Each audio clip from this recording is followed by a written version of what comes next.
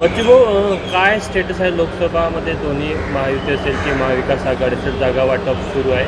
प्रहार जनशक्ती पक्षाची काय भूमिका आहे, तुम्ही किती उमेदवार मैदानात उतरवण्याच्या सध्या तर आम्हाला कुठलीही विचारणा झाली नाही आणि जेव्हा विचारणा होईल तेव्हा बाजू मांडू. नाही झाली तर मी खासदार किंवा आम्ही सगळे खासदार अशी मोहीम राबवू. कुठंतरी लोकसभेमध्ये महायुती जे आहे त्या पद्धतीने चालू आहे. मित्रपक्षांना फारसं काही प्राधान्य दिलं जात नाही आहे. 3 मोठे पक्ष आहेत ते आपसात चर्चा करत आहे आणि तुम्हाला म्हणताय की विधानसभेत लक्ष देऊ लोकसभेसाठी काही मागणी. त्यांना सध्या गरज वाटत नाही.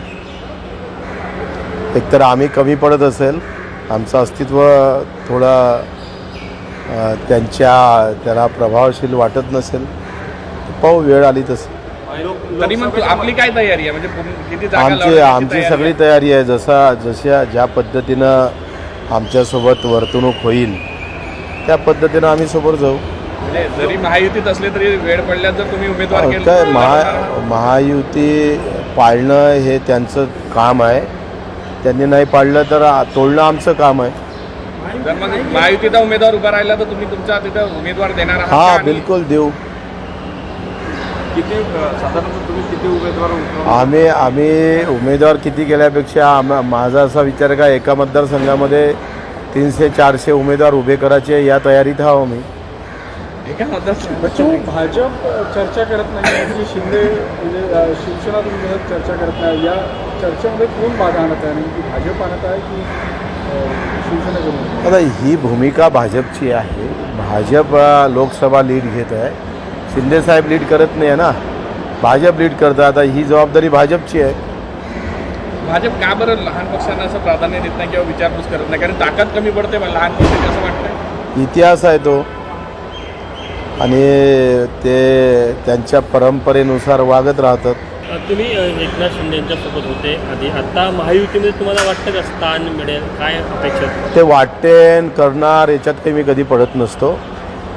जसे समोरचे येईल तसं आम्ही समोर पावलं टाकू आणि तशा पद्धतीनं समोर जाऊ. काय वाटतं, कोणाला कसं वाटते, ह्या काही आमचा विषय नाही आहे. पण आचारसंहिताला 1 आठवडा राहिला, तुमची काय भूमिका आहे लोकसभेत? भूमिका आहे, आम्ही तयारी करून ठेवली आहे.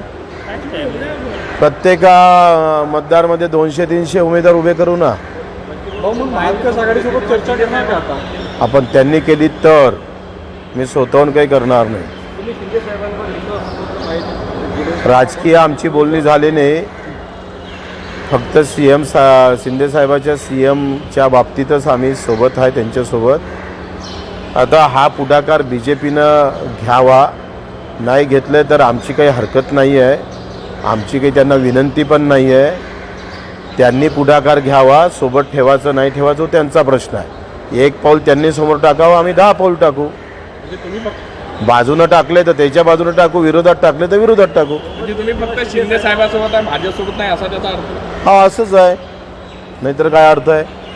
मी शर्वरी. सबस्क्राईब करा तिचा जागर न्यूज. शेजारी दिलेलं बेल आयकॉन म्हणजे घंटी दाबा, जेणेकरून तुम्हाला आमच्या साऱ्या अपडेट्स येत राहतील.